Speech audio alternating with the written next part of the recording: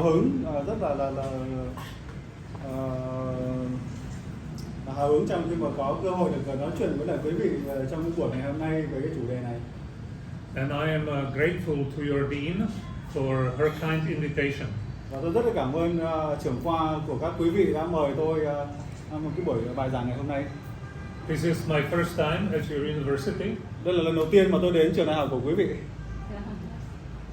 And it's always good to meet new colleagues and to discuss important things and also to learn from each other.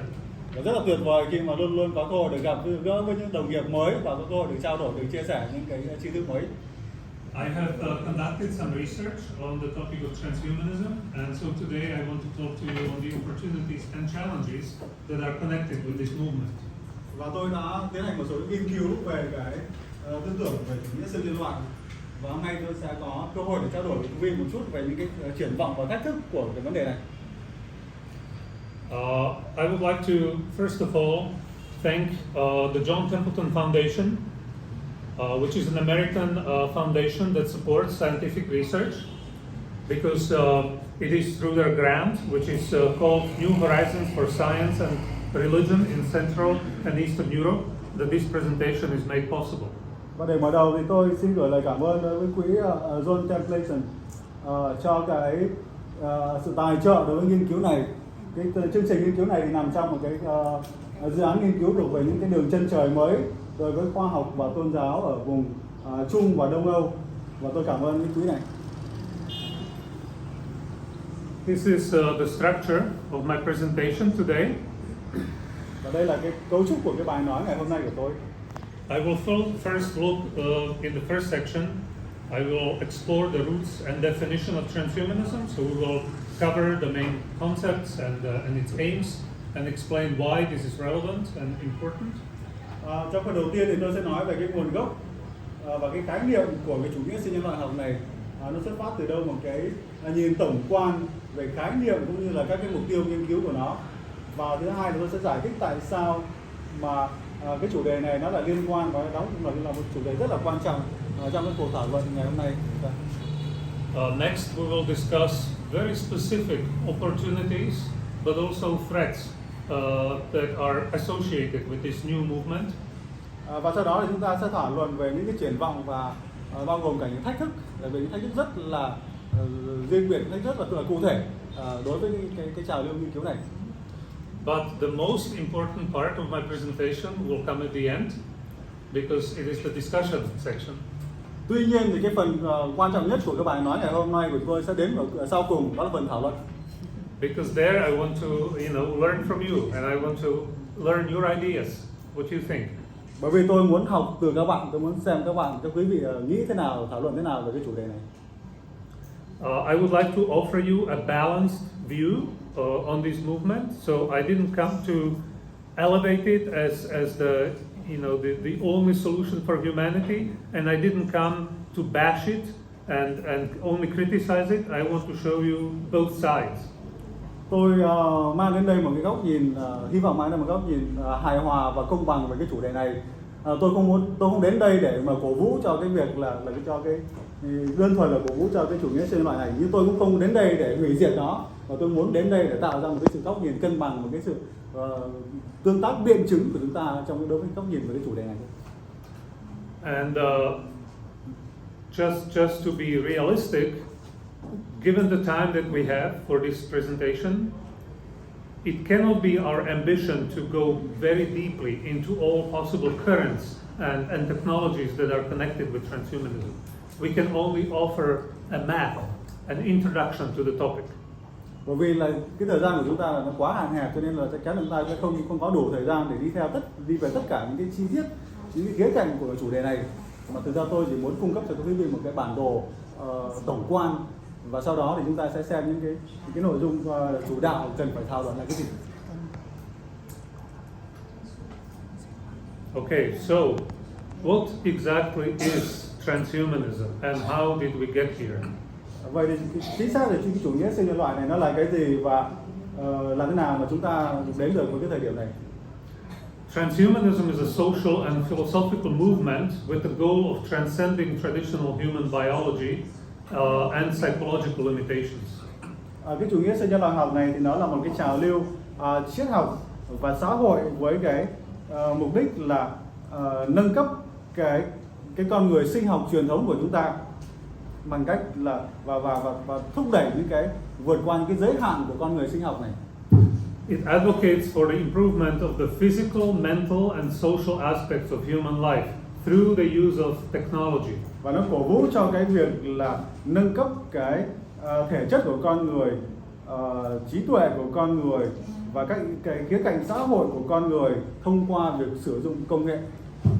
This technology can range from genetic engineering to artificial intelligence and many things in between, and it aims to improve the quality of life for humans. Và những cái công nghệ này thì có thể bao gồm rất là nhiều, từ cái công nghệ về chỉnh sửa gen cho đến các công nghệ về trí tuệ nhân tạo, và mục đích của nó là thúc đẩy cái cuộc sống của con người. In essence, transhumanism is an attempt to improve the human experience and create a better future for humankind. Và về bản chất thì cái chủ nghĩa siêu nhân loại này chính là một cái nỗ lực để làm gia tăng cái trải nghiệm của con người và tạo ra một cái tương lai tốt hơn cho nhân loại. The term transhumanism, it's a relatively new term, and it was first invented in the mid-20th century by evolutionary biologist Julian Huxley. This was in the 1950s. Cái khái niệm về cái chủ nghĩa siêu nhân loại này là một khái niệm rất là mới, nó ra đời vào giữa thế kỷ 20 bởi nhà sinh học tiến hóa là Julian Huxley vào những năm 1950. Another important person connected to this movement, he is called the modern father of transhumanism, and his name is Max More, the author of Principles of Entropy, a book that he published in 1990.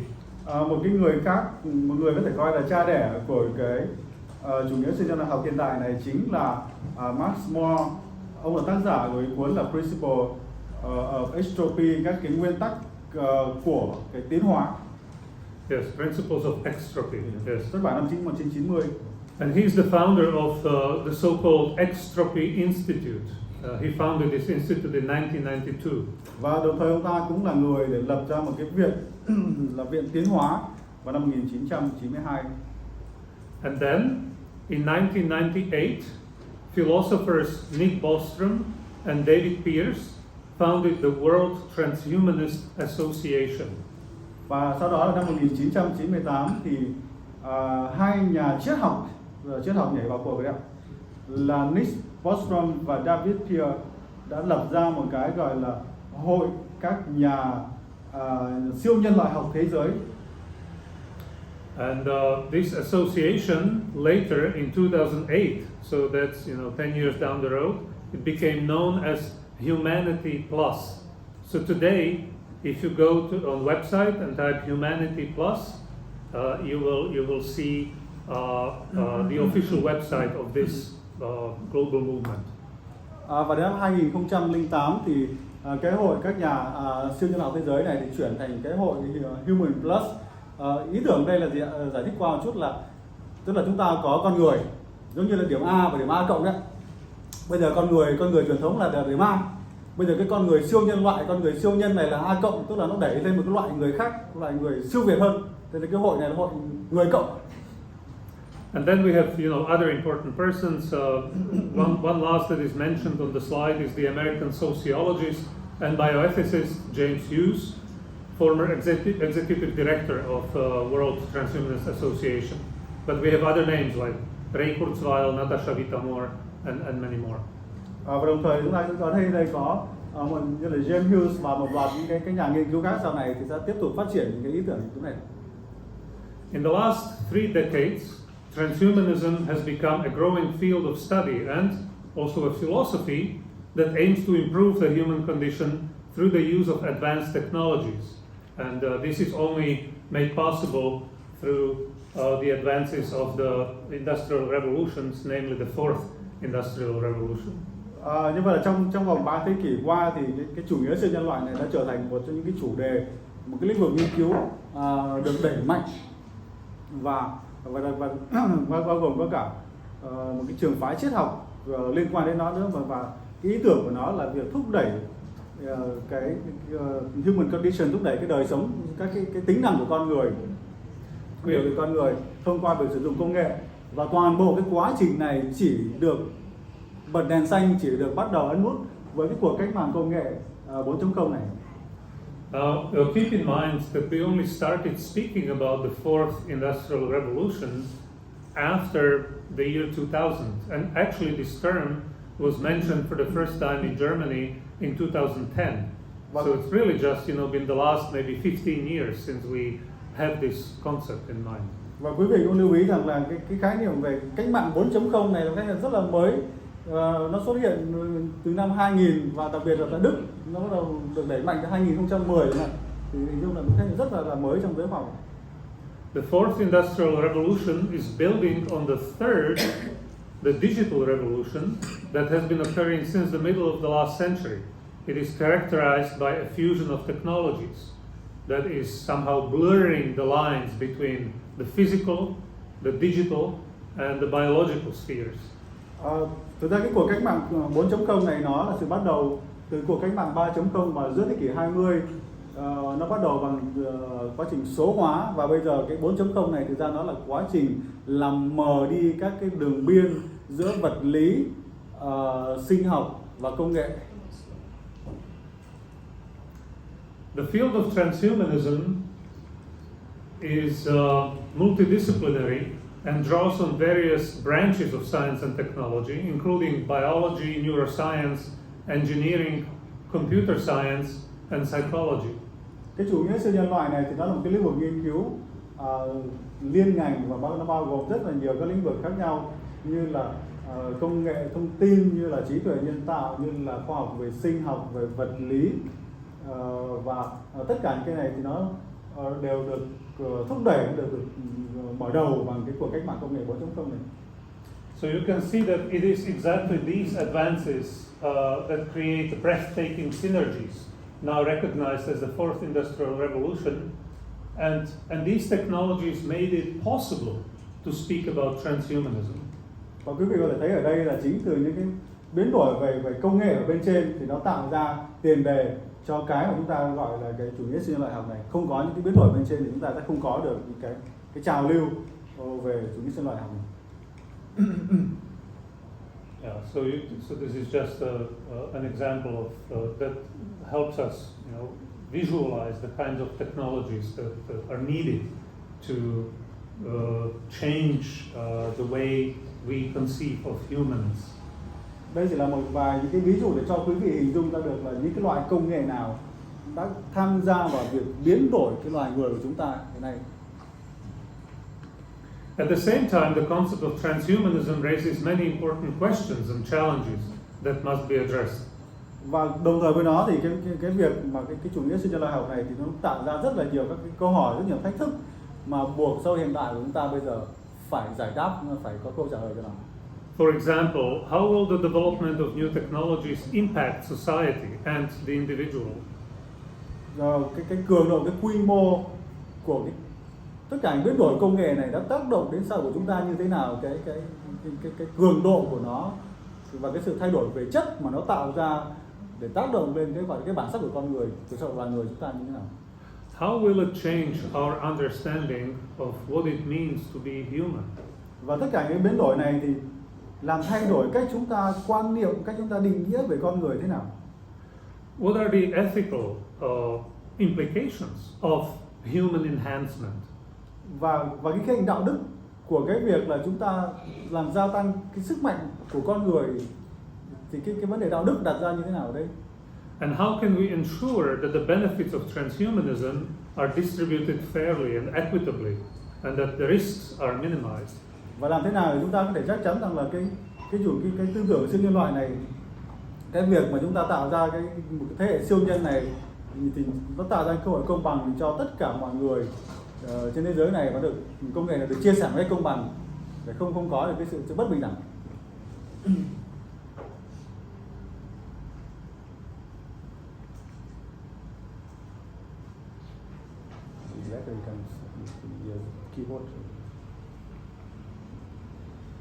Okay. So these are the kinds of questions that we want to ask. But before we delve deeply into those questions, let us first start with the definition of transhumanism. Đó là những cái câu hỏi mà chúng ta sẽ phải thảo luận. Tuy nhiên, trước khi đi vào các vấn đề chi tiết thì chúng ta cần phải hiểu được là cái khái niệm của nó là gì và cái mục đích của cái chủ nghĩa siêu nhân học là cái gì. And for this purpose, we will use the words of Max More, the founder of the World Transhumanist Association. Và trong cái phần này thì chúng ta dùng cái lý thuyết của Max More, cái người được coi là cái người sáng lập, người cha đẻ, đặt nền móng cho cái chủ nghĩa siêu nhân loại học này. So this is what Max More says. He says, transhumanism is a class of philosophies that seek to guide us towards a post-human condition, evolutionary speaking, post-human. Và đây là cái cách mà ông ta diễn đạt, ông ta định nghĩa rằng là cái chủ nghĩa siêu nhân loại học này là một cái trường phái triết học mà nó được dùng để dẫn dắt con người trong cái kỷ nguyên của hậu người, tức là con người rồi, bây giờ công nghệ nó vào nó biến con người thành cái loại hậu người. Thì trong cái thời kỳ hậu người này thì cái trường phái triết học để dẫn dắt cái cuộc chơi này, định hướng cái thế giới quan của con người là cái gì thì ông ta lập luận đó chính là chủ nghĩa siêu nhân loại học này.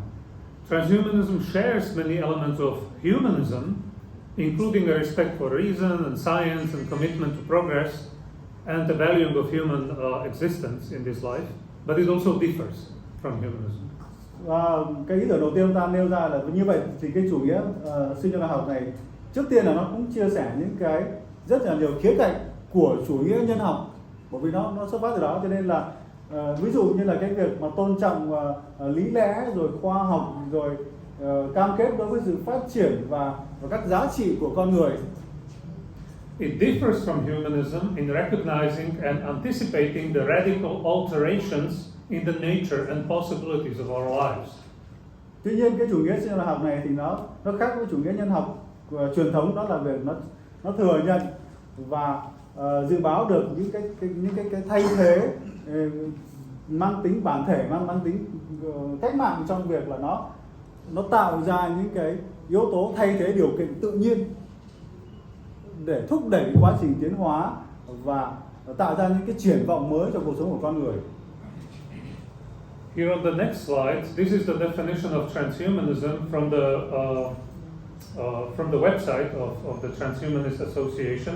This is from 2006, and they say transhumanism is the intellectual and cultural movement, so it's a philosophical but also a cultural movement that affirms the possibility and desirability of fundamentally improving the human condition through applied reason, through technology, especially developing and making widely available technologies to eliminate aging and to greatly enhance human intellectual, physical and psychological capacities.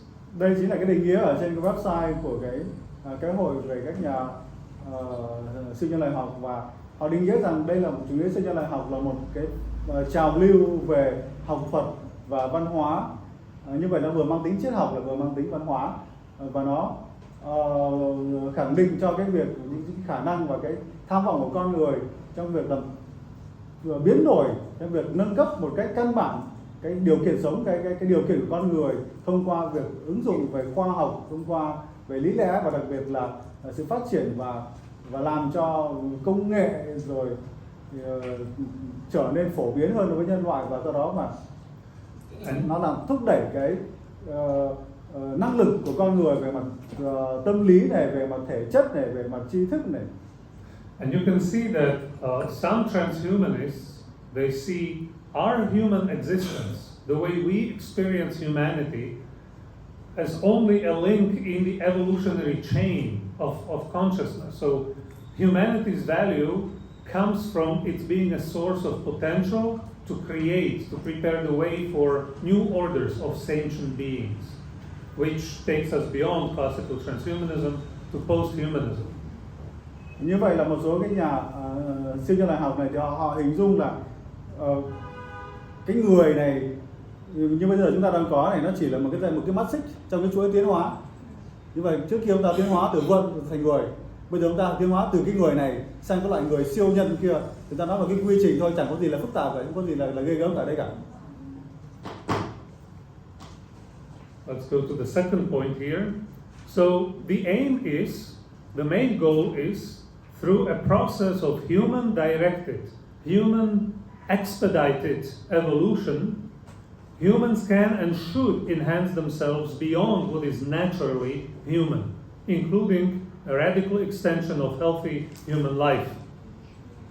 Như vậy là từ những cái triển vọng này, từ cái thách thức và từ những cái tiềm năng cũng như là những cái mối ẩn họa tiềm tàng của công nghệ, thì rõ ràng nó đặt ra cho chúng ta những yêu cầu là chúng ta con người có khả năng để vượt qua được, chiến thắng được những cái giới hạn của con người thông qua công nghệ. And the transhumanists speak about 3 new civil liberties. So besides the human rights and liberties that we typically speak of, they say that we should add these 3 to the list of liberties. Và những cái nhà nhân sinh loài học này thì đồng thời cũng đề cập đấy là bên cạnh việc chúng ta có cái việc là giải phóng cái quyền tự do của con người, thì bây giờ chúng ta cần phải có 3 cái sự giải phóng về quyền tự do khác. Đó là quyền tự do về nhận thức, quyền tự do về thay đổi cái cấu trúc cơ thể của con người, và quyền tự do về quyết định cái việc là sinh sản của con người. So let me describe a bit what all these 3 mean. So first is cognitive liberty, and this refers to the ability of humans to enhance their cognitive capacity. So I should have the right to use drugs or to implant a microchip in my brain or any kind of technology that helps me become more intelligent or more capable, have a better memory, to increase my cognitive capacities. Now bây giờ tôi sẽ nói một chút về 3 cái quyền tự do này. Đầu tiên là quyền tự do về nhận thức. Quyền tự do về nhận thức nói rằng là con người có quyền được dùng các loại thuốc, được dùng công nghệ, được dùng máy tính, được dùng con chip để gắn vào não của con người và để làm cho cái sức mạnh bộ não của con người tăng lên. Đó là quyền của họ. The second one is morphological freedom, and this refers to the way your physical body looks and functions. So you should have the right to replace any part of your body with technology. Cái thứ hai là quyền tự do về việc là làm chủ với cơ thể của mình. Con người có quyền sở hữu cái cơ thể này và họ có quyền thay thế chân, thay thế tay, đấy là việc của họ. So this is the trend of cyborgization of humans, creating human cyborgs, to replace your arms or your legs or your spine, whatever, to make you stronger. Như vậy là dùng cái công nghệ, dùng máy móc và dùng cơ khí để làm tăng sức mạnh các cái cơ quan, cái cơ thể của con người lên. And the third one is procreative liberty, and this refers to the right to design your children, and to design your children. You can design them according to your own preferences and wishes, and you can design whether they are male or female or maybe something else, but it's up to you. Và thứ ba là cái quyền tự do để quyết định thay thế về sinh sản, tức là con người có quyền để lựa chọn xem là mình muốn sinh con trai con gái, con của mình thì có những cái phẩm chất gì, bằng cách là chỉnh sửa gen cho nó, thì đấy là quyền của con người. Now, transhumanism is a very diverse movement. Cái transhumanism này là cái chủ nghĩa sinh loài học này là một cái trào lưu rất là đa dạng ở trên rất là nhiều cái lĩnh vực khác nhau. There are many currents, and this slide does not justify the variety that is inherent in this movement, but just to help us understand the different emphases, I have chosen these 6 to represent the main emphases of transhumanism.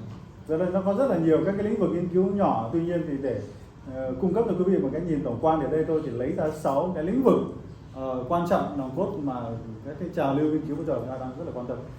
The first one is foundational. It's called extropianism, and this is common to all movements within transhumanism. This is like the common foundation, extropianism. Cái trường phái đầu tiên là cái trường phái về cái chủ nghĩa tiến hóa. Đây là cái tư tưởng mà nó bao trùm toàn bộ cái chủ nghĩa sinh loài học này.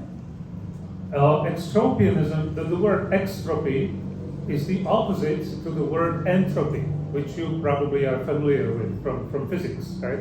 Entropy is the word that signifies the falling apart of things, the rising disorder. Yeah. Cái từ entropy này thì nó là cái từ trái nghĩa của từ entropy. Entropy có nghĩa là trong vật lý thì tất cả mọi thứ nó tan ra, nó bị phân rã. Thì cái entropy này là mọi thứ nó kết hợp, nó tích hợp với nhau. And extropy is the opposite, so it means that so it's basically a synonym to evolution to a higher complexity. Và như thế là bằng cái việc mà mọi thứ nó gắn kết với nhau thì nó tạo ra một cái sự tiến hóa, và sự tiến hóa này mang tính phức tạp, mang tính đa nguyên. And extropianism basically means that we have to expedite the natural process of evolution by means of technology. Và cái tư tưởng cốt lõi của cái trào lưu này là chúng ta có thể thúc đẩy cái quá trình tiến hóa tự nhiên bằng cách đưa công nghệ vào để tạo ra một cái sự tiến hóa mạnh hơn nữa.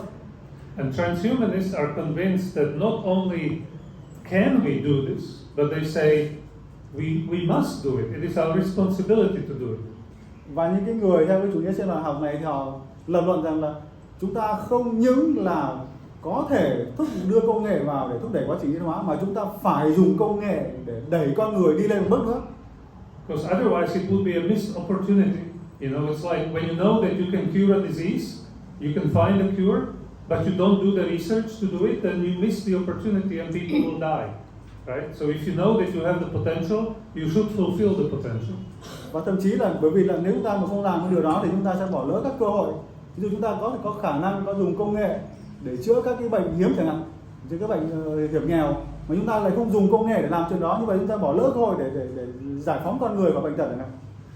Okay, the second is immortalism, and this is a current which obviously emphasizes the striving of humanity for immortality. Và cái thứ hai, cái trào lưu thứ hai là liên quan đến cái tư tưởng về cái sự vĩnh hằng, tồn tại mãi mãi. So these people try to expand human life, extend it as much as possible, with the final goal of defeating death. Và những cái người theo cái tư tưởng này thì họ lập luận rằng là con người có thể dùng công nghệ để cuối cùng là chiến thắng cái kẻ thù vĩnh cửu của con người, cái chết.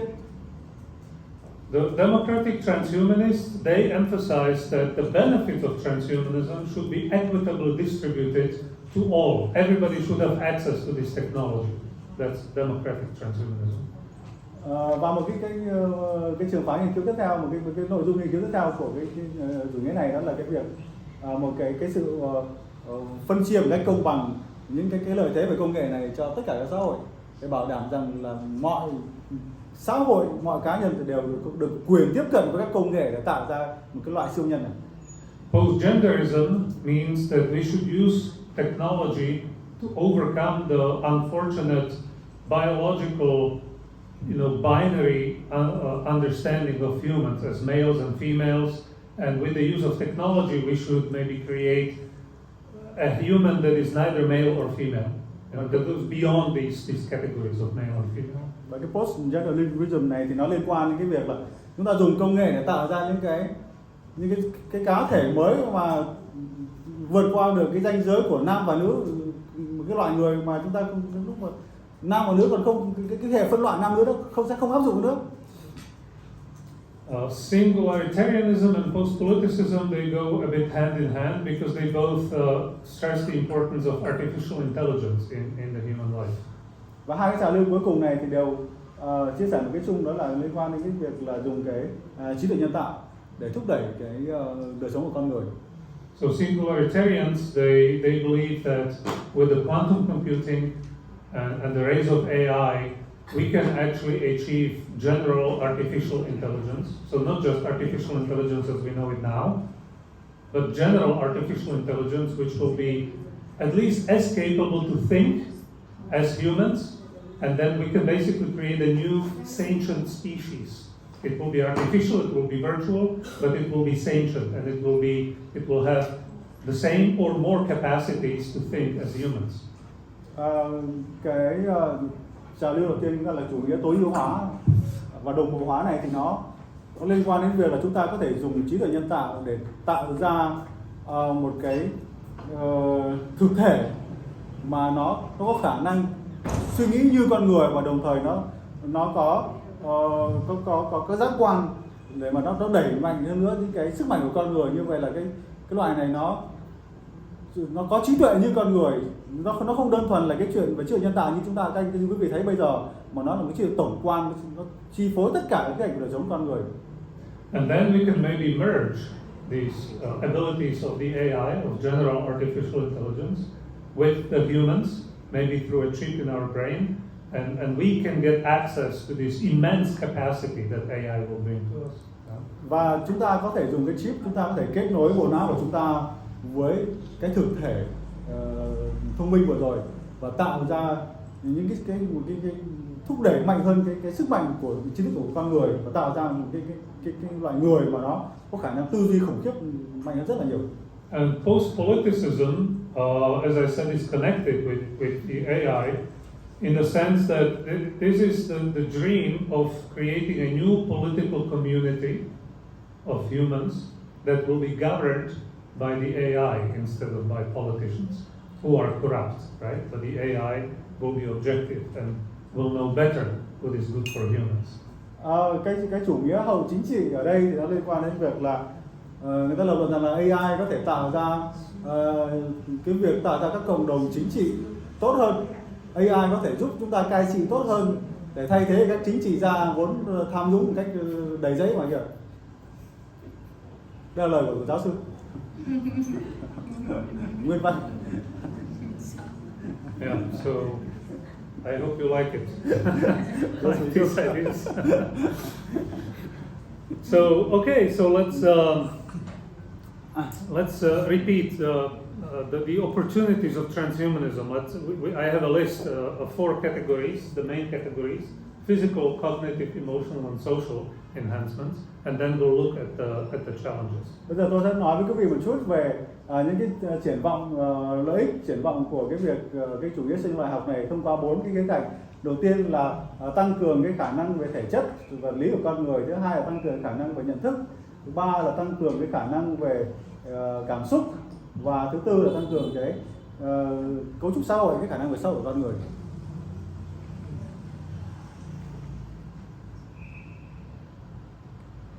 So, speaking of physical enhancements, these include the use of technology to improve human physical capabilities such as strength, speed, endurance, or longevity. Nói về cái việc tăng cường cái khả năng thể chất vật lý của con người, thì ở đây chúng ta có thể dùng cái công nghệ để có thể gia tăng cái khả năng như là sức mạnh này, tốc độ này, khả năng dẻo dai này, sức bền bỉ của con người. So we can use exoskeletons, to help humans become stronger and more durable. Cybernetic limbs and neuroprosthetics, they can help people with physical disabilities or injuries to regain or even enhance their physical abilities. Ví dụ chúng ta có thể dùng những cái đai, những cái hệ thống xương trợ lực ở bên ngoài, hoặc chúng ta có thể dùng những cái cánh tay robot chẳng hạn, hoặc là kết nối với lại máy tính, với lại bộ não của chúng ta để giúp những cái người mà bị khuyết tật, những người bị tàn tật chẳng hạn. Additionally, the use of life extension technologies such as gene therapy, cryonics, and anti-aging therapies are also potential physical enhancements.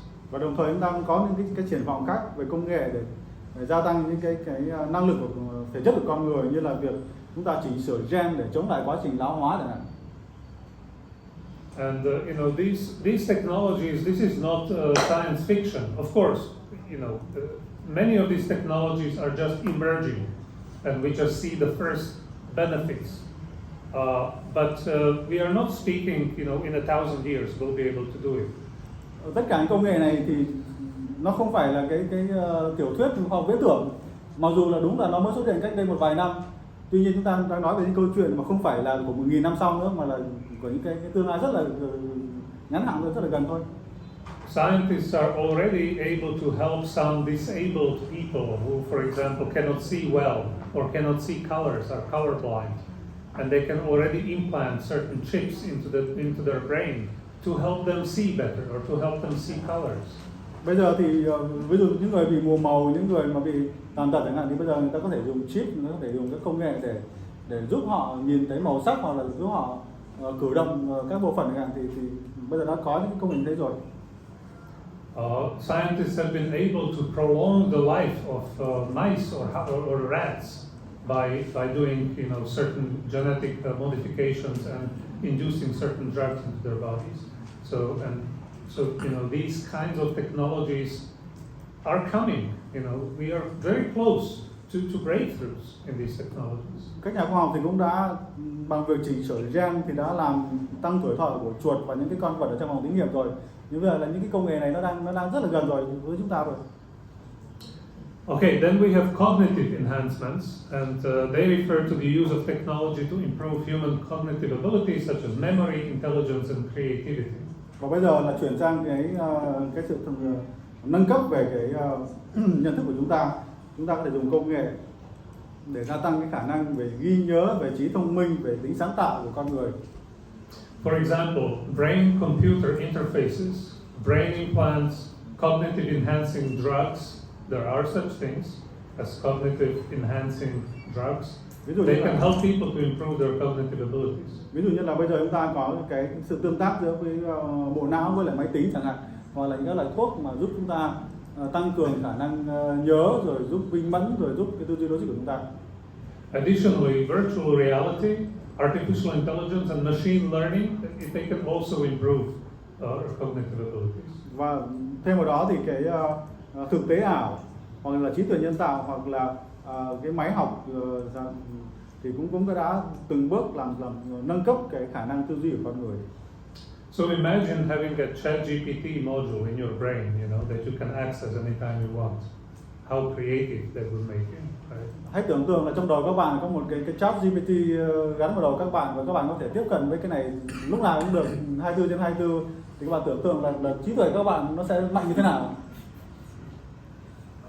How about emotional enhancements? Well, emotional enhancements include the use of technology to improve human emotional experiences, such as feelings of happiness, well-being, or maybe even empathy. Cái tiếp theo chính là cái việc nâng cấp về cái cảm xúc của chúng ta. Thì công nghệ cũng có thể làm gia tăng cảm xúc của chúng ta về sự hài lòng, rồi hạnh phúc, rồi sự cảm thông, sự chia sẻ. And we can do this through the use of drugs, for example. But there is also neurotechnology and virtual reality that can help people overcome emotional disorders such as depression, anxiety, and post-traumatic disorders. Chúng ta có thể dùng các loại thuốc, hoặc chúng ta có thể dùng cái công nghệ về neuron thần kinh, hoặc là công nghệ thực tế ảo để tạo ra những cái khung cảnh và làm cho con người trở nên gần gũi hoặc quen thuộc, hoặc là gặp những cái người thân chẳng hạn, kiểu thế. Okay, so we have in here. Yes. So this all leads to the big question whether transhumanism's victory is indeed inevitable. Và cái này thì dẫn đến một cái câu hỏi lớn là vậy cái xu thế này có phải là xu thế không thể đảo ngược và không thể tránh khỏi? And Max More seems to think so. He believes that transhumanism will overcome the stagnation of our old culture and will bring humanity into a new bright future. Người cha đẻ của cái trường phái này là Max More thì tin rằng đúng là như thế thật. Cái chủ nghĩa siêu nhân loại học này thì giúp chúng ta vượt qua được cái sự trì trệ, vượt qua được truyền thống và tiếp cận với một cái tương lai tươi sáng.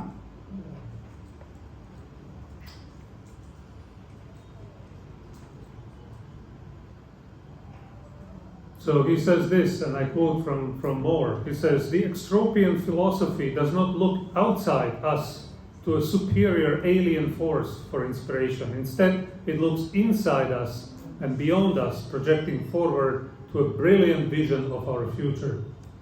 Và theo lời của ông ấy thì là cái triết học về cái extropy này không phải là tìm kiếm ở bên ngoài con người, mà tìm kiếm ở bên trong con người và vượt qua được cái giới hạn của con người để định hình, để sáng tạo, để kiến tạo một cái tương lai chói lọi cho con người, cho tương lai của loài người. Our goal is not God. It is the continuation of the process of improvement and transformation of ourselves into ever higher forms. Và mục tiêu của chúng ta không phải là thần thánh, mục tiêu của chúng ta chính là cái quá trình liên tục nâng cấp và chuyển đổi của bản thân mình để tạo ra những cái form người nó cao cấp hơn, nó đẳng cấp hơn. And finally, the religionist has no answer to the extropic challenge put by Nietzsche's Zarathustra.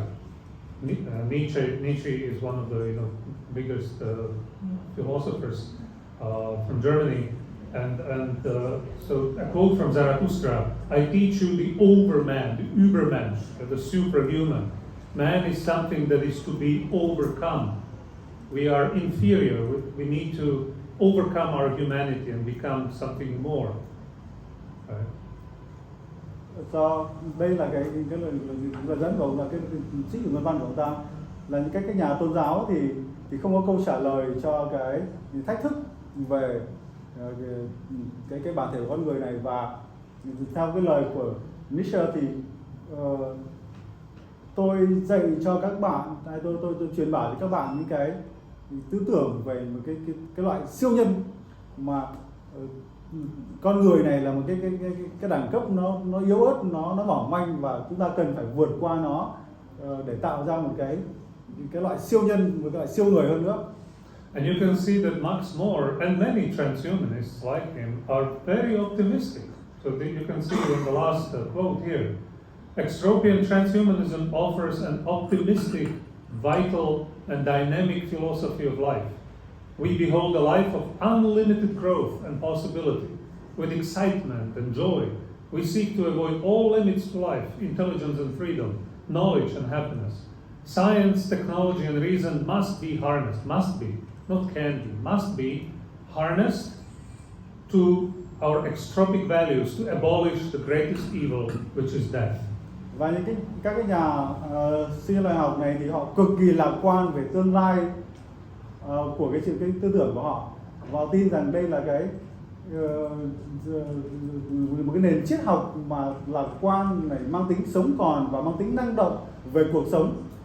Và thông qua cái tư tưởng này thì chúng ta có thể gia tăng khả năng của mình, rồi gia tăng về hạnh phúc của con người. Chúng ta tìm kiếm các cơ hội để thoát ra khỏi cái giới hạn của cuộc đời, của cuộc sống con người, gia tăng về trí thông minh này, tự do này, tri thức này, hạnh phúc này, khoa học và công nghệ và lý lẽ phải được sử dụng để gia tăng các cái giá trị của cái giống loài này, của quá trình tiến hóa này, và cuối cùng để loại bỏ cái kẻ thù khủng khiếp nhất, những cái kẻ thù vĩnh hằng của loài người, đó là cái chết. Now, before we talk about the challenges and potential threats of transhumanism, because I think this is why we mostly came here for, to discuss why this is also polemic and what are the challenges. Let me just come back to this idea that transhumanism is a diverse movement, and not everybody is equally optimistic, not everybody is equally, we might say, enthusiastic. Yeah? There are transhumanists who are more moderate. Và trước khi bắt đầu cuộc thảo luận thì tôi phải nói với quý vị rằng là không phải tất cả mọi người đều lạc quan như là ông Max More này.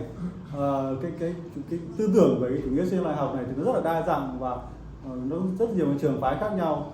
Có những người thì tỏ ra trung hòa hơn, trung tính hơn, và có những người thì không quá lạc quan về cái tương lai của công nghệ có thể mang lại. So Max More maybe represents a more extreme side of transhumanism, but there are people, even among religious communities, there are Buddhist transhumanists, there are Christian transhumanists, there are people who like these technologies, but they are very cautious and they ask these critical questions. They don't want to implement these technologies too quickly.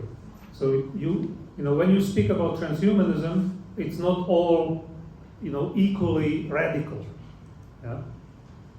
Max More thì rõ ràng là một cái thái cực lạc quan một cách thái quá rồi. Tuy nhiên thì chúng ta cũng có những cái trào lưu về cái chủ nghĩa siêu nhân loại học này từ các tôn giáo, chẳng hạn như là cái chủ nghĩa siêu nhân loại của Phật giáo, của Thiên Chúa giáo chẳng hạn, thì họ tỏ ra là điềm tĩnh hơn, họ tỏ ra mang tính phê phán nhiều hơn, và họ nghĩ rằng là chúng ta phải cần thời gian, chúng ta cần phải có một cái sự nghiên cứu kỹ lưỡng hơn trước khi chúng ta đưa tất cả công nghệ này vào con người. So we will now spend some time on these categories: ethical, social, environmental, mental, economic, philosophical, epistemological, and religious or theological. Bây giờ chúng ta sẽ đi qua những cái thách thức của chủ nghĩa sinh học này, và chúng ta sẽ đi qua các cái nội dung mà tôi trình bày đây, như là về đạo đức, về xã hội, về môi trường, về tâm thần, về kinh tế, về triết học, về khoa học nhận thức, về tôn giáo và thần học.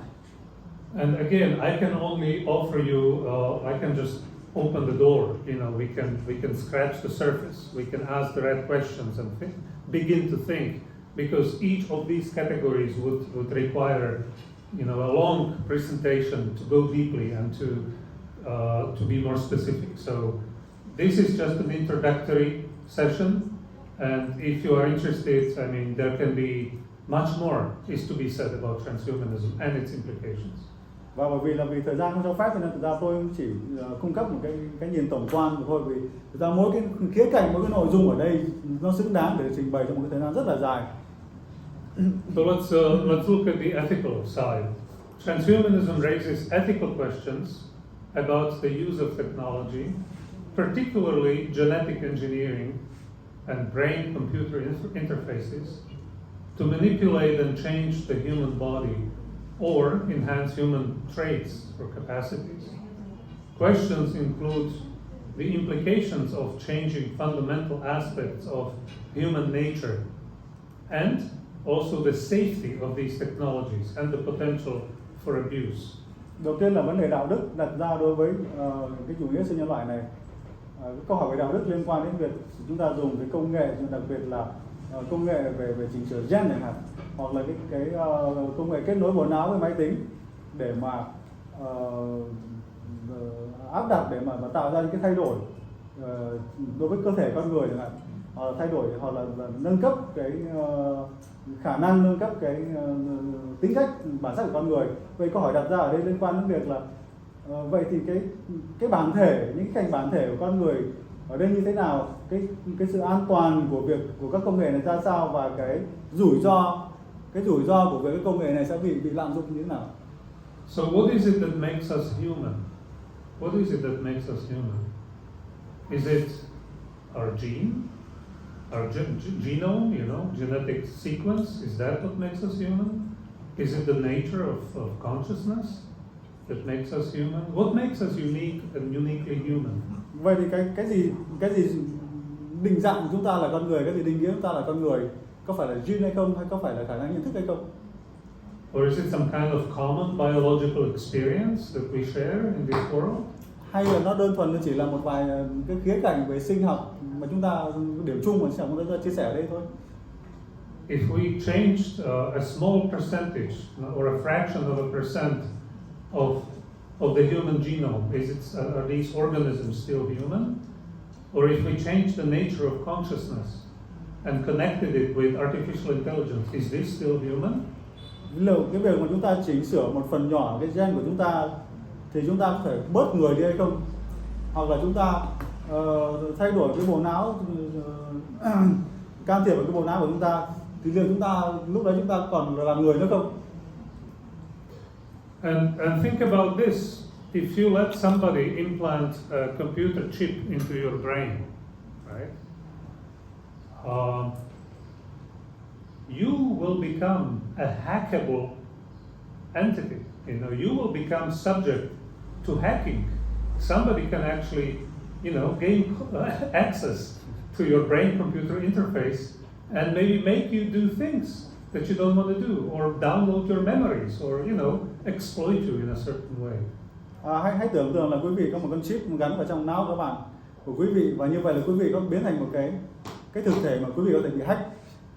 Và hãy tưởng tượng là người ta sẽ chiếm đoạt quyền kiểm soát bộ não của quý vị, người ta có thể copy thêm dữ liệu vào bộ não của quý vị, hoặc người ta có thể xóa dữ liệu trong não của quý vị chẳng hạn.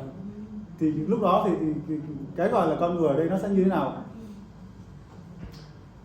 Or if we can find how to effectively condition humans by use of chemicals and gene editing. And we can condition humans to become more, obedient, for example, to ask less critical questions or to, follow orders or whatever. Does that not take away the freedom of human agents? Can it not be abused by terrorists or, corporations or any, entities that may want to abuse humans?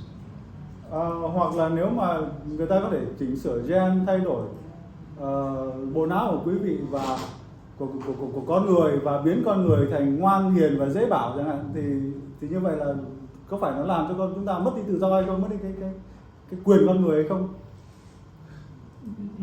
You know what? In the ancient civilizations, the way they conditioned humans at the emperor's court.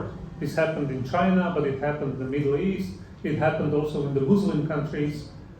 If the emperor wanted to decrease the chance of a revolution, he would take his major generals and his highest officials, and he would castrate them. Yeah. Why?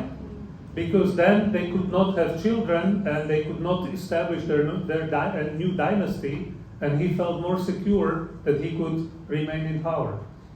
Ví dụ như ở Trung Đông chẳng hạn, hoặc là một số nước Hồi giáo sau thời kỳ Trung Đại, thì nếu mà một ông vua ông ta sẽ tìm cách loại bỏ những cái nguy cơ nổi loạn bằng cách là mang hoạn tất cả những cái đàn ông quý tộc, và như thế là những người này sẽ không có khả năng tạo ra các gia đình những cái phải nối tiếp, và như vậy nó làm giảm cái khả năng xuất hiện những cái người cạnh tranh trong hoàng tộc đối với cái ông vua đang cầm quyền này.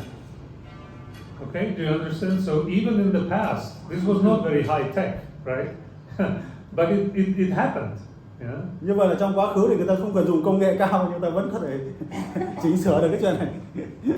Because you changed, human nature by doing that, right? You changed the internal drives and you changed the motivation of the human. Và như vậy nhưng mà về mặt lý thuyết thì các người dùng là các quý vị hình dung là như vậy là cái ông vua này đã thay đổi cái cơ thể của con người, thay đổi cái bản thể của con người, thay đổi hormone, thay đổi cả mọi thứ con người rồi. And now imagine what you can do with chemicals, hormones, and genetic engineering, genetic editing, and also maybe with some brain-computer interfaces. You have 4 ways how to condition humans and how to make humans do whatever you want them to do. Và bây giờ quý vị tưởng tượng là ông vua đấy, bây giờ ông ta có công nghệ gen, ông ta có siêu máy tính, thì hãy tưởng tượng ông ta phải làm gì đối với lại thần dân của ông ta rồi. Okay, let's look at the social aspect now. Là khía cạnh về mặt xã hội.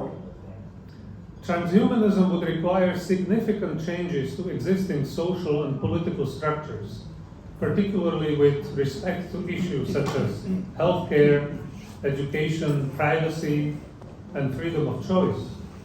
These changes could potentially result in new divisions between people who can afford the technologies required to become transhuman and those who cannot. Về cách ngành xã hội thì cái chủ nghĩa sinh nhân học này nó sẽ tạo ra một cái thay đổi về căn bản về cái sự tồn tại của các cấu trúc về xã hội, cấu trúc về chính trị của loài người, và đặc biệt là các vấn đề liên quan đến hệ thống chăm sóc sức khỏe, giáo dục, rồi quyền riêng tư và quyền tự do về lựa chọn. Và vì thế mà nó tạo ra những cái hệ quả tiềm tàng về việc là tạo ra sự phân chia giữa các thành phần xã hội, phân chia giữa các giống người khác nhau, phân chia đối với những người có khả năng tiếp cận công nghệ và những người không có khả năng tiếp cận công nghệ. So do you think these technologies are expensive or cheap? Quý vị nghĩ rằng là cái công nghệ này thì nó rẻ hay là nó đắt ạ? What do you think? These are highly advanced technologies, right? It took billions of dollars, and it's still taking billions of dollars to develop them. They're very expensive technologies, right? Cái này rất là đắt đỏ, tốn hàng tỷ đô la, và bây giờ nó vẫn đang cần hàng tỷ đô la hàng năm để tiếp tục phát triển. So do you think that these corporations and the governments who have invested billions will openly share these technologies so everybody will have access to them? Và quý vị có nghĩ rằng là tất cả các tập đoàn đa quốc gia và tất cả các chính phủ đang đầu tư hàng tỷ đô la này, một ngày nào đó họ sẽ mở rộng cái kho này và chia sẻ miễn phí đối với tất cả nhân loại này không?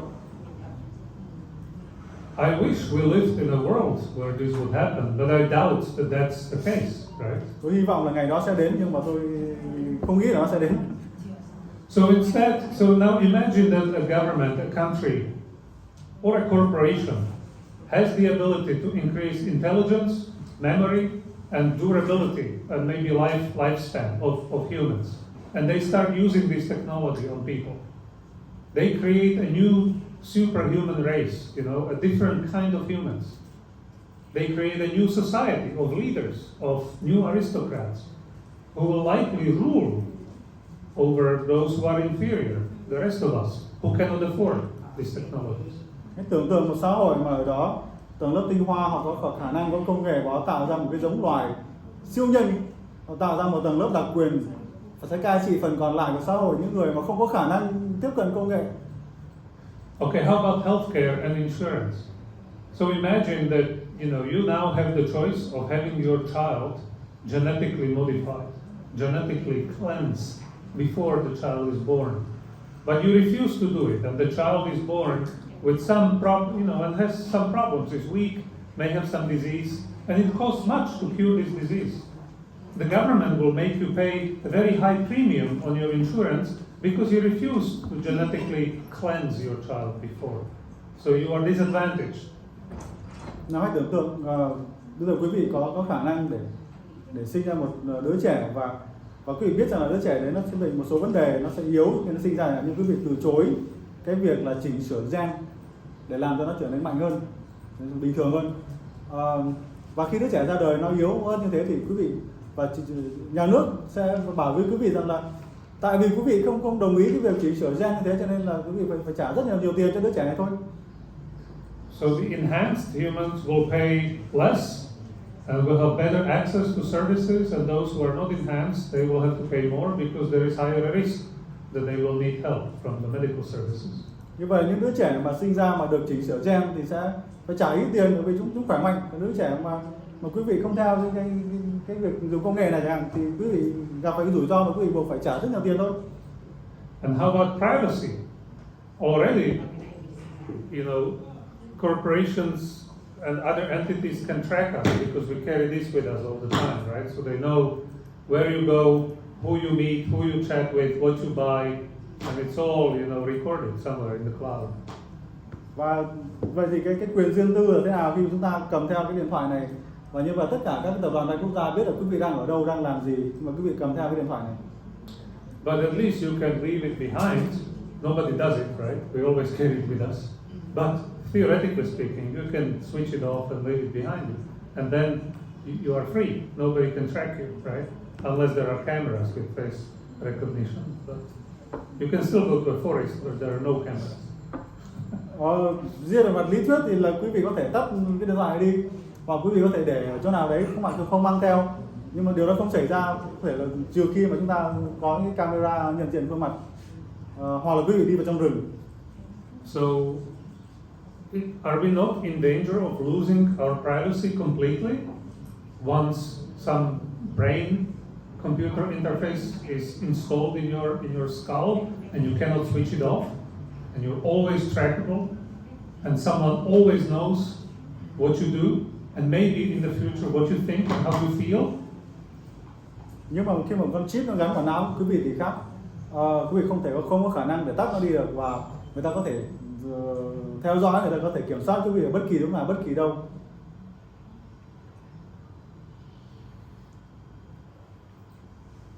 Alright, let's look at the environmental aspect. Cái về môi trường. So transhumanism could lead to an increase in the amount of energy used by humans, but I think this will happen regardless because technology evolves.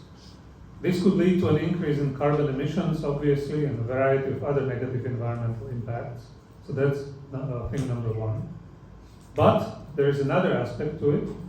It could also lead to neglecting the environment by humans, whose minds will become increasingly trapped in virtual reality. And so you will have the next generation of humans, the next generations, who will no longer care about the oceans and the forests and the fields and the birds and so on, because they will live in their virtual worlds, in their computer games, in the metaverse. So why should I care about nature? Right? Về cái cạnh môi trường này thì nó có hai cái điều mà tôi đề cập ở đây. Thứ nhất là vấn đề về phát thải carbon, vấn đề về ô nhiễm môi trường và nguồn năng lượng. Tuy nhiên vấn đề thứ hai cũng quan trọng không kém, đó là việc nó sẽ tạo ra một cái giống loài mà người ta sẽ không quan tâm đến môi trường nữa. Hãy tưởng tượng các thế hệ tiếp theo của quý vị, thế hệ mới sẽ sống ở trong cái vũ trụ ảo, metaverse, sẽ sống ở trong thực tế ảo, và nó sẽ không quan tâm đến rừng, không quan tâm đến biển nữa, vì nó chẳng liên quan, nó có ra ngoài đâu mà nó không quan tâm. Okay, so let's look at the next aspect, which is mental. Transhumanism has the potential to significantly alter the way we think and interact with one another. And an example that we can give is such a technology, such as artificial intelligence, could reduce the need for human decision making, leading to an increased reliance on machines for problem solving and reasoning.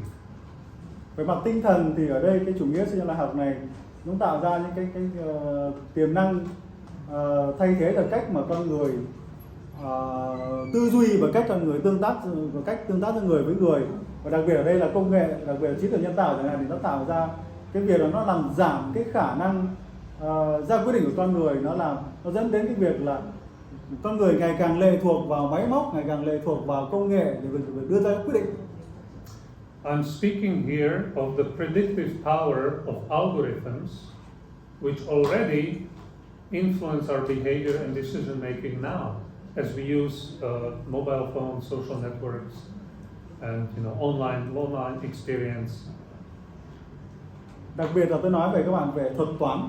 Cái thuật toán bây giờ thì nó đang vai trò trung tâm trong việc là định hình và ra quyết định, giúp cho xã hội, giúp cho các cái thiết chế, giúp cho nhà nước, giúp cho ngay cả cái điện thoại cũng thế, nó được vận hành trên cơ sở các thuật toán. The AI, the algorithms that are in your apps that you use every day to shop or to date or to do things in your life, they have so much data about you and about me that they can predict the next thing that you want to buy, the next movie you want to watch, or the next boyfriend you want to date. They have this predictive power because they know you based on your previous decisions. Ví dụ như là cái điện thoại mà quý vị đang dùng ở đây chẳng hạn, thì nó có các phần mềm, nó có trí tuệ nhân tạo và nó biết quý vị rõ đến mức mà nó biết rằng quý vị cần đọc cái sách gì, quý vị có xu thế đọc sách gì, mua hàng gì, và thậm chí nó còn biết là quý vị nên hẹn hò với ai. And then the algorithm suggests things to you to reinforce certain trends. And now the algorithm is tweaked in such a way that the company wants you to buy their product or to spend as much time as possible with the app, right? So it's reinforcing certain things to keep you hooked. But this can be tweaked to other purposes too. Và đồng thời nó cũng có thể lợi dụng cái việc là nó hiểu các bạn, nó hiểu quý vị, và như thế là nó lừa quý vị vào những cái trang tin và những cái app mà nó biết là quý vị sẽ thích, và nó lừa ra quý vị ở đấy rất là nhiều giờ chẳng hạn. Nhưng mà nó dẫn dụ quý vị thông qua việc là nó hiểu và nó biết được tư tưởng của quý vị, bộ não của quý vị. Okay, I think we can go to the conclusion now because we have spent quite a bit of time. Nghĩa là bây giờ chúng ta nên đến phần kết luận. And we need some time for discussion, and I think we mentioned the main problems already. And I will skip the philosophical and some of the more nuanced things, maybe for some later discussion. Tôi sẽ bỏ qua cái phần về triết học và các cái nội dung khác, và tôi sẽ đi về kết luận, và có thể nó sẽ dành cho một cái cơ hội khác. So in conclusion, transhumanism poses significant challenges, as you could see, to traditional human values such as mutuality, interdependence, solidarity, and empathy. And I want us to notice these four key terms because I believe that this is what actually makes us human. Trong phần kết luận thì đầu tiên là tôi muốn nhấn mạnh quý vị rằng là cái chủ nghĩa siêu nhân loại này thì nó đặt ra cái thách thức đối với các giá trị của con người truyền thống như là cái sự tương tác, sự gắn kết, rồi sự lệ thuộc lẫn nhau, tinh thần đoàn kết và sự chia sẻ. Và tôi muốn nhấn mạnh rằng đây là 4 cái từ khóa mà tôi nghĩ rằng nó thuộc về con người. Mutuality, interdependence, solidarity, empathy. These values have been recognized as essential components of what it means to be human, of human flourishing and the common good by various philosophical and religious traditions. Cái tính tương tác này, tính lệ thuộc này, tính đoàn kết này và tính sẻ chia này là 4 cái đặc trưng, là 4 cái bản thể của con người mà tất cả các cái trường phái triết học từ xưa đến nay đã định hình rằng đấy là thuộc con người rồi. However, the implications of transhumanism for these values have not been thoroughly examined. We don't know what will happen to these values and how we experience our humanity after we implement these technologies. It may completely alter the way we think, we feel, we experience ourselves in the world. Tuy nhiên, cái chủ nghĩa xã hội học này thì chúng ta vẫn chưa nghiên cứu, chúng ta vẫn chưa khảo sát, chúng ta vẫn chưa đánh giá được một cách toàn diện là vậy thì công nghệ và tất cả sự biến đổi này nó ảnh hưởng thế nào đến 4 cái đặc trưng là mang tính bản thể của loài người này. So let me give you an example. The emphasis on individual enhancement, yes, and the pursuit of immortality may lead to a prioritization of individual desires and aspirations over the needs and well-being of others, resulting in a lack of empathy and a disregard for the well-being of others. Tôi sẽ đưa cho quý vị một cái ví dụ. Đó là việc chúng ta dùng công nghệ để chúng ta tạo ra một cái chủng siêu người chẳng hạn. Thì như vậy là chúng ta sẽ tập trung vào nhu cầu của cá nhân mà chúng ta quên đi cái nhu cầu mà mang tính cộng đồng, xã hội, tương tác giữa người với người, và vì thế nó thu hẹp cái tính tương tác, thu hẹp cái sự lệ thuộc, thu hẹp cái tính chất xã hội của cái giống người đó. It may also result in a lack of recognition of the interconnectedness and interdependence of human beings. Và đồng thời nó cũng dẫn đến cái việc là nó làm giảm đi cái tầm quan trọng của việc là con người thừa nhận cái việc tính giao lưu, tính tương tác và tính lệ thuộc lẫn nhau. Now, when you look at your children, for example, right? You want them to be successful, obviously. You know, you want them to be able to get a good job, to excel, right? To have good cognitive abilities, to earn money so they can have a comfortable life. That's quite normal. Khi mà quý vị nhìn thấy con cái của mình thì quý vị muốn là con cái của mình sẽ thông minh hơn, rồi tài giỏi hơn, rồi khỏe mạnh hơn, vân vân, thì đấy là cái chuyện rất là chính đáng. But you also want them to be good humans, good people, right? You want them to be able to relate to other people, to relate to you, to empathize with you, you know? You want them to be able to share with someone who is in need and who needs help, because that's what makes us, you know, good humans. You don't just want them to be successful and not care about anybody, including you, right? That would not be good. Nhưng mà đồng thời quý vị muốn cái siêu nhân của mình lại là một nhân, là một người. Quý vị muốn cái con cái của mình phải chia sẻ, phải cảm thông, phải thấu hiểu, và chúng ta muốn là con của mình phải là một người tốt, chứ không phải đơn thuần là một siêu nhân. But studies that have been conducted in the West show that the more independent we are, the more autonomous we become, the more wealthy and comfortable we become, we actually lose the ability to empathize. Nhưng mà các nghiên cứu ở phương Tây đã chỉ ra là con người mà càng giàu có, con người mà càng mạnh mẽ, con người mà càng thành đạt thì con người càng mất đi cái tính cảm thông, mất đi cái tính chia sẻ. There is a dramatic increase in loneliness, anxiety, and suicide in developed societies that are very comfortable, technologically advanced, but humans become lonely. Và các xã hội phát triển ở phương Tây thì nó có công nghệ, có sự giàu có sự thịnh vượng, nhưng mà có một cái xu thế đang gia tăng, đó là con người ngày càng cô đơn, ngày càng lạc lõng và cái tỷ lệ tự sát rất là cao. So another concern, and this is what I want to end with, is the concern that happiness only comes with real life wisdom. You know, happiness does not come automatically with more money or more technology. Và cuối cùng cái điểm mấu chốt mà tôi muốn đề cập ở đây, điểm cuối cùng ở đây chính là việc hạnh phúc. Hạnh phúc chỉ đến với cái sự cảm nhận, với cái sự chi nhận từ thực tế cuộc sống, từ cái sự tương tác trong cuộc sống này.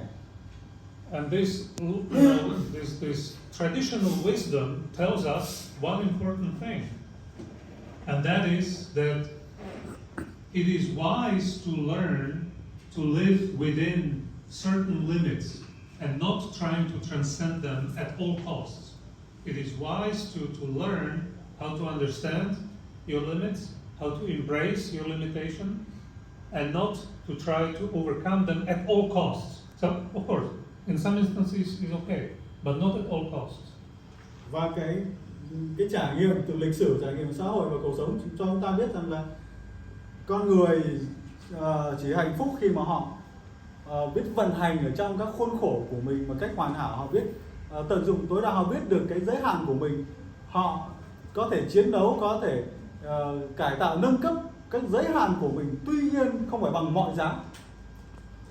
This belief that using technology to transcend our limitations may lead to happiness, this belief may prove to be a dangerous illusion.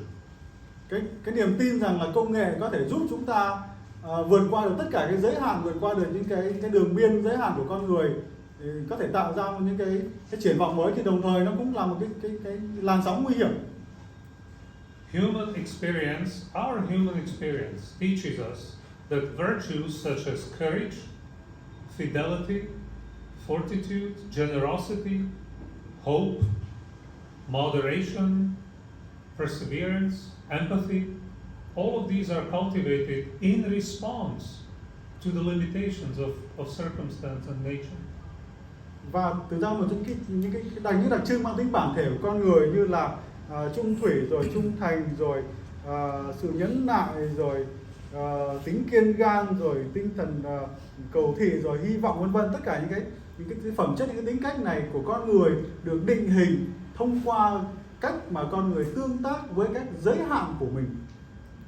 It is because you have struggled with your limitations, you have gone through pain, you have been sick and somebody helped you. You know, these experiences make you human, and these experiences help you empathize with others who go through the same struggles.